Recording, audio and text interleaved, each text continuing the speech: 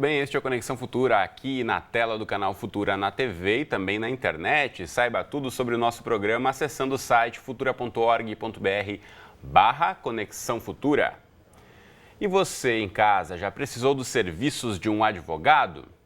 Bom, em todo o Brasil, existem mais de 940 mil profissionais do direito regulares e cadastrados na OAB, segundo informações do próprio site da Ordem dos Advogados do Brasil. De acordo com a nossa Constituição brasileira, a assistência jurídica é um direito e uma garantia fundamental da cidadania. E é a Defensoria Pública, o órgão estatal que cumpre o dever do Estado de prestar assistência jurídica e gratuita à população que não tenha condições financeiras de pagar as despesas destes serviços. Mas nem sempre o acesso à justiça é garantido. Uma rede nacional de advogados populares, formada em 1995, tem trabalhado para auxiliar a prestação da assessoria jurídica aos movimentos sociais e também às causas populares. Então, para falar mais sobre essa iniciativa, a gente recebe aqui no estúdio a Ana Cláudia Tavares, que é advogada popular e professora da Universidade Federal do Rio de Janeiro. Bem-vinda, Ana. Tudo bem com você? Tudo bem, obrigada. Obrigado você pela presença. Também conosco aqui no estúdio, ao meu lado, está a defensora pública e professora da UFRJ, Elida Segan, que é doutora em Direito Público, membro da Comissão de Defensores, Procuradores e Advogados Públicos da OAB do Rio. Bem-vinda, Elida. Tudo bem com você? Muito obrigada, tudo bem. Obrigado você pela presença. E você em casa, como sempre, também é nosso convidado aí do outro lado, então siga aí acompanhando o nosso bate-papo ao longo dos próximos 25 minutos.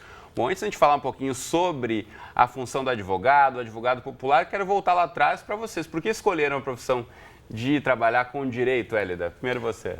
Para fazer birra pro meu tio. Sério? Juro.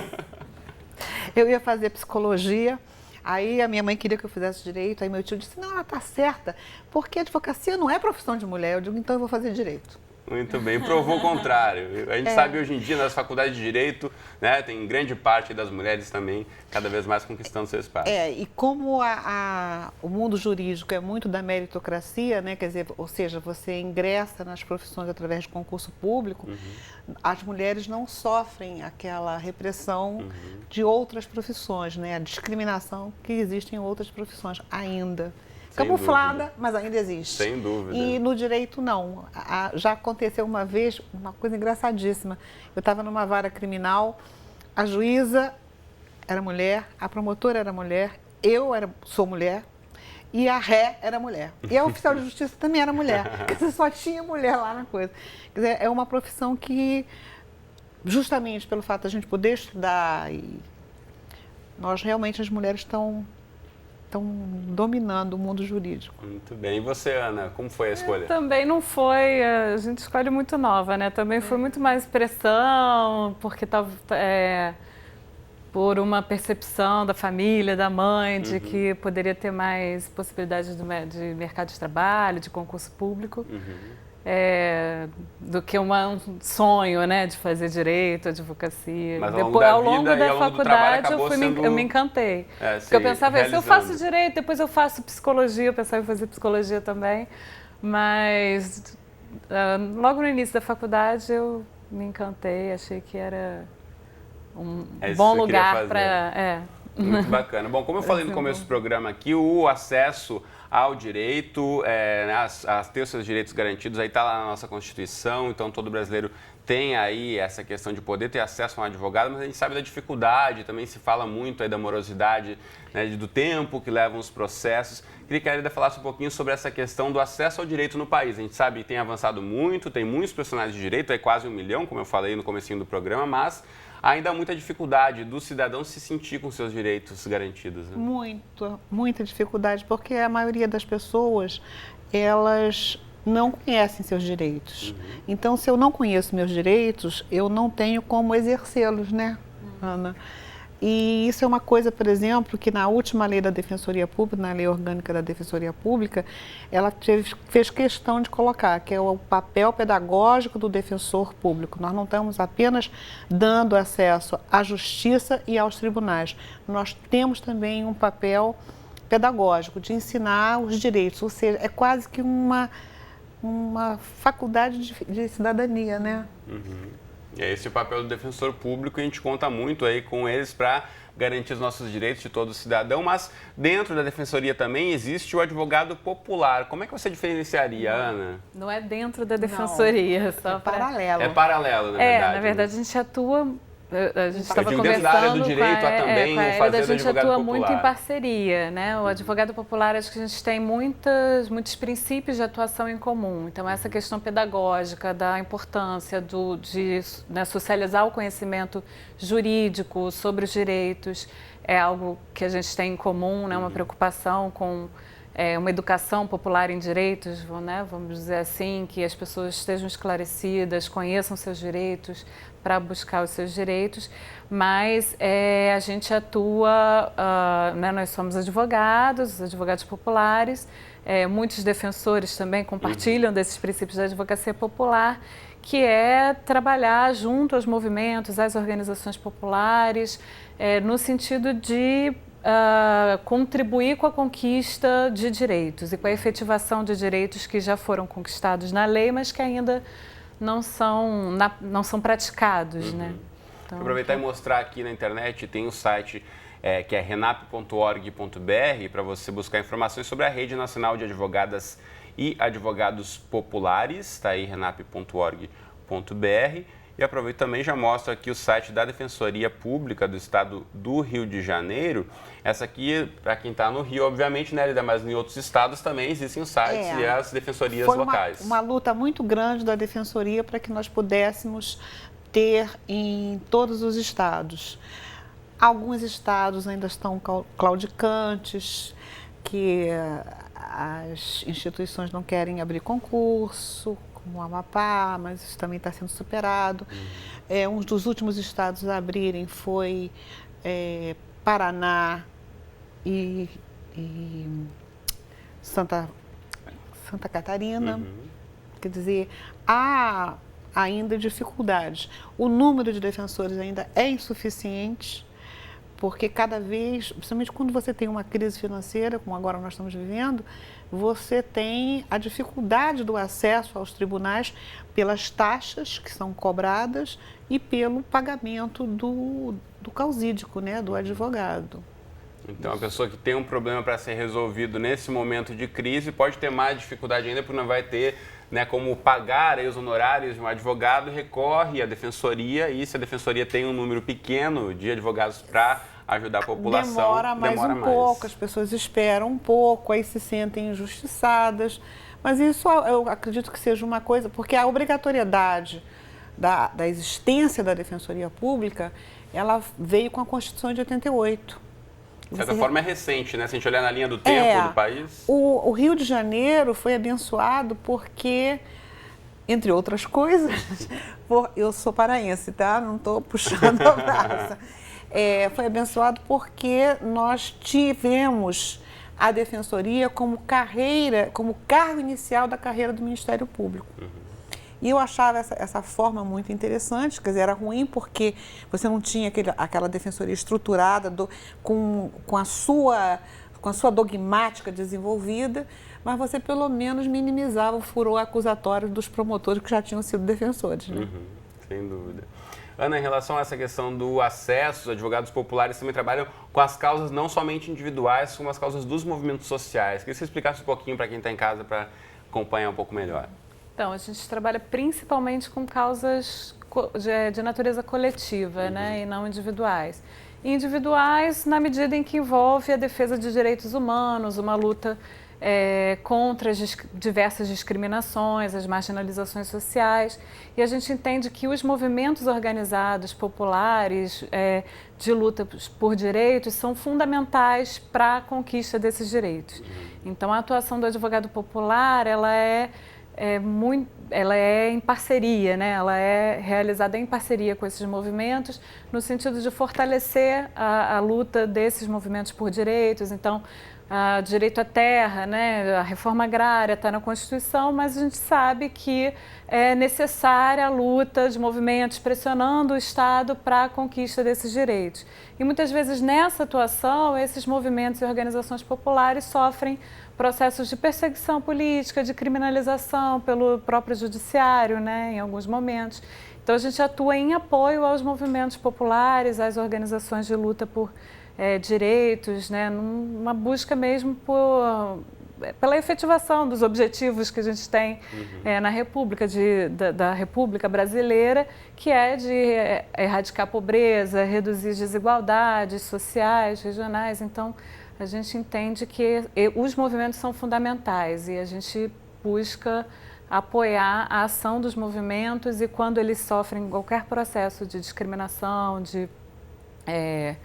e de criminalização, a gente busca apoiar juridicamente também e muitas vezes também buscando, né, para a gente é importantíssimo que a Defensoria seja uma instituição forte, também com estrutura, porque a gente sabe que a Defensoria também atua né, em questões coletivas e essa atuação é muito importante também. A Defensoria seguiu um caminho inverso, né? Nós começamos com atendimento individual e por solicitação.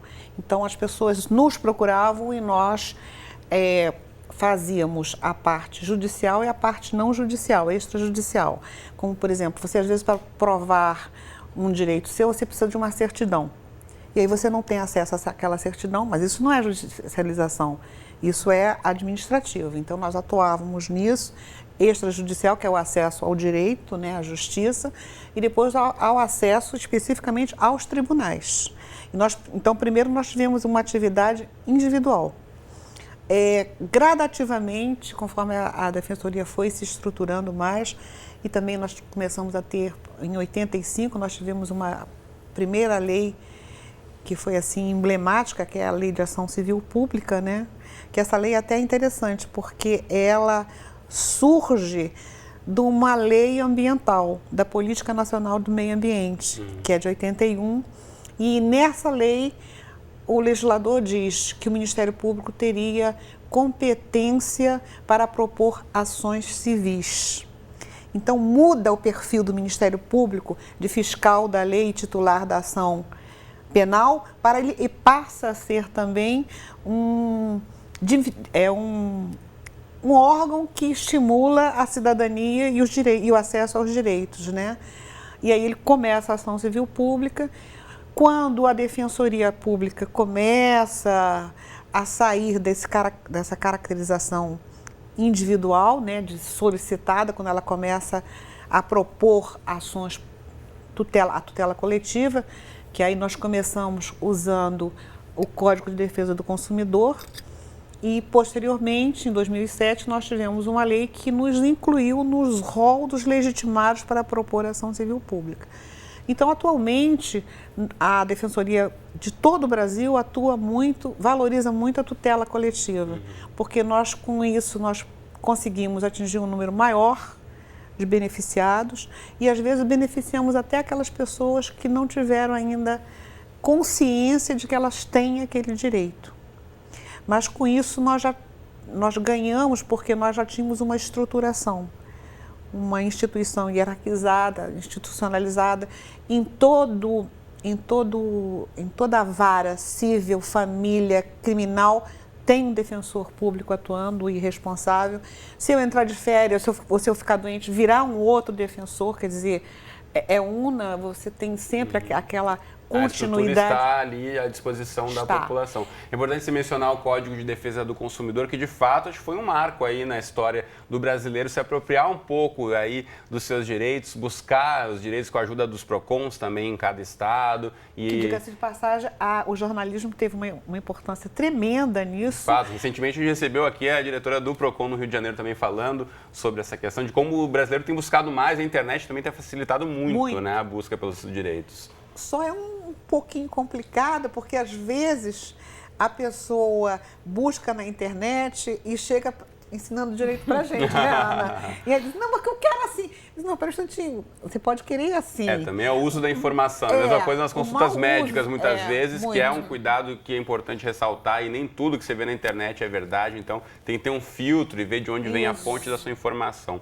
Agora, por exemplo, Ana, se um grupo coletivo, como a gente falava, quer buscar seus direitos, de que forma pode contar com o auxílio dos advogados populares? Então, acho que pode entrar em contato a partir do site, né, que você já disponibilizou, Vou botar de novo aqui na tela. .renap.org.br. Tem um canal de contato, mas a rede funciona de forma bastante informal, né? Então, são advogados populares que se organizam nos estados, de forma nacional, mas também nos estados. E aí, a partir desse contato, a pessoa pode, enfim, vai ser indicado quem no estado está participando da articulação naquele estado em que a pessoa está solicitando a assessoria, né, dos advogados populares. Então, isso pode ser feito e aí a gente marca reunião, conversa, né, para buscar entender qual é realmente a demanda. Procura parceiros. Muitas vezes junto à defensoria também. Claro, porque é quem tem a estrutura. Nós estamos estruturados, nós temos advogados, nós temos defensores em todas as câmaras, em todas as varas. Quer dizer, isso nos dá uma rede também, uma rede formal, né? E isso acho que a gente não existe conflito, né, Ana? O que existe realmente é parceria. A defensoria, como eu disse, ela começa no atendimento individual. Atualmente, a jurisprudência já aceita a defensoria também na defesa da pessoa jurídica, quer dizer, não é só a pessoa física. A defensoria atua ainda em casos que a pessoa não foi citada, que ela está revel, ela não foi encontrada, aí há a designação de um defensor com o nome de curador especial para aquela pessoa, para que pelo fato dela não estar presente no processo fisicamente, que ela não tenha seus direitos preservados. Então, nós atuamos agora também na defesa de pessoas jurídicas, até porque aquela figura de tudo quanto é empresa é rica é mentira, né? A gente sabe que não é. Principalmente nesse momento aí da economia. Principalmente nesse momento. E também quando você estimula o empreendedorismo através de microempresas. Então, a Defensoria Pública também atende a... Por um lado, é bom incentivar, né, o brasileiro a ser um empreendedor, a se formalizar, mas também para trilhar esse caminho é importante ter uma estrutura jurídica que nem sempre vem junto aí a iniciativa, a vontade de ser empreendedor. Né? Exatamente. Então, a Defensoria Pública também dá assistência jurídica a pessoas jurídicas e no crime nós não temos aquela questão de só atendermos pessoas hipossuficientes pobres, né? Então, não tem isso. Qualquer pessoa que esteja sendo acusada de um crime pode escolher o defensor público. Muito bacana. A gente vai mostrar agora também para você, colocar na tela aqui o site da OAB, que é a Ordem dos Advogados do Brasil, essa instituição aí que trabalha junto aos advogados e também junto aí à busca dos direitos dos brasileiros. E a gente sabe que existe o famoso teste da ordem, né? Os advogados, nem todos os advogados que cursam aí uma faculdade de Direito acabam passando, a gente sabe que é um grande índice de reprovação, né? Então é importante contar aqui com os advogados certificados pela OAB para saber que, de fato, também na hora de buscar os seus direitos, você também não vai ser enganado, né? Acho importante a gente ressaltar isso também, né? As professoras aqui podem confirmar. É verdade. A OAB trabalha muito com comissões, né? Então ela tem, por exemplo, a comissão da mulher, a comissão do meio ambiente, a comissão do direito médico e tem também uma comissão de advogados públicos, porque você tem advogados privados e advogados públicos. O fato de nós termos um vínculo com o poder público não nos tira a característica de sermos advogados. Inclusive, as prerrogativas da advocacia nós temos.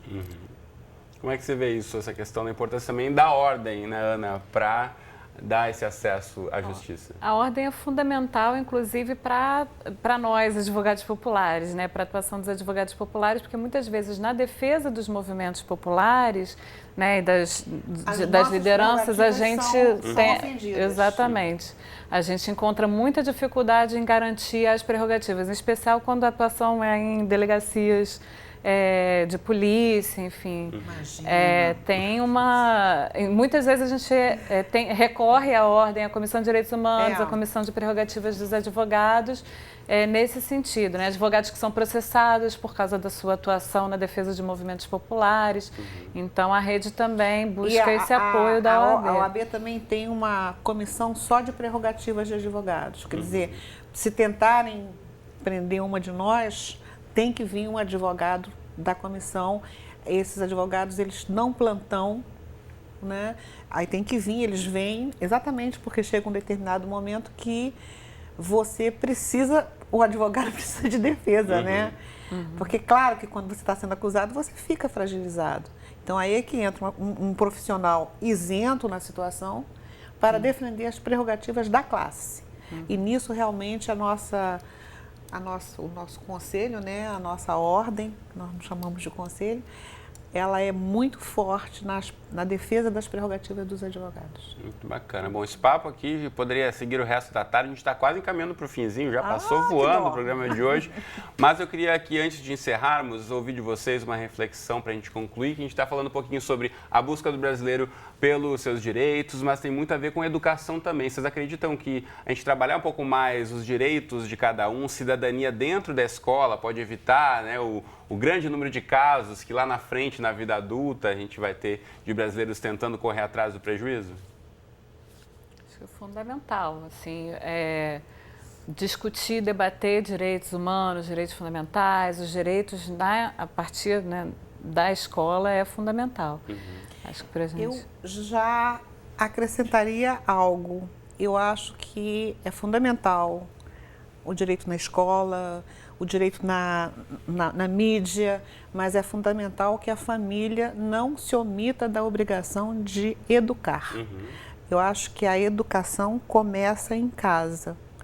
E eu tenho visto muito a questão, talvez por ser professora, né, de pessoas totalmente deseducadas que os pais querem que a escola eduque. A função de dar educação, a função de dar conhecimento pode ser da escola, mas a função de educar, de ensinar maneiras.